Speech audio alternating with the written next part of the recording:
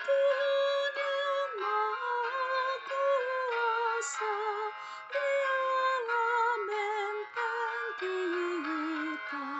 Semua musuh umat-Nya kan kalah tak berdaya.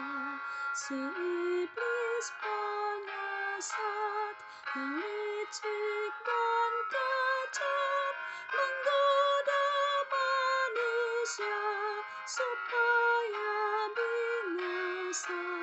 Tiada yang menghentikan kekuatan kita yang fana, tak sanggup melawannya.